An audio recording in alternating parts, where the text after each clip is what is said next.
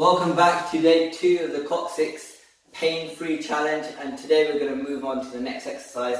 Now, Coccyx pain is a very stubborn condition. It does take a very long time to heal, and with this 10-day challenge, what the aim is to get you further along your journey, so you have tools, you have a toolbox of things that you can use in order to get the pain more manageable and to get you on the road to recovery, so that you're doing all the right things and all the right things are in process within this 10 days. It's not a guarantee that 10 days from now you're going to be completely pain-free, but you'll be further along that process than when you started, so you have nothing to lose.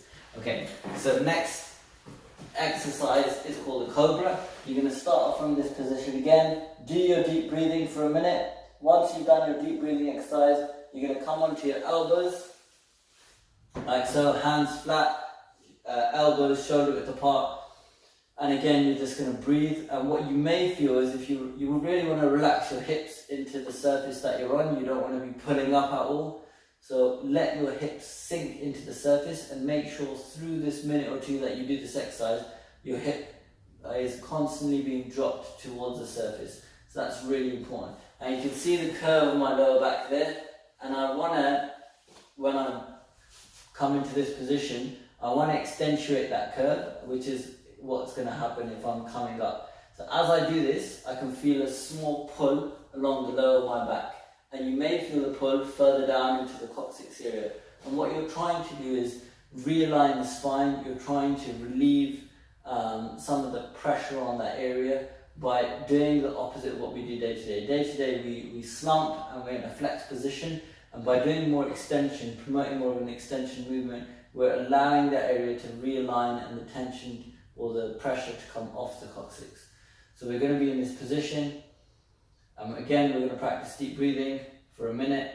And if this position is too easy, if you don't feel anything along the lower back or the coccyx area, then with your hands shoulder width apart, you can put your hand in line with your shoulder, like so. So not too far out and not too far forward, in line with where your shoulders are. And you can extend your elbows, so you're further accentuating the curve in your lumbar spine. And again, you want to really sink the hips, make sure they're nice and low and staying against the surface that you're on. And now, you may feel more pressure on the shoulders, but you should also feel more pressure on the lower back coccyx area.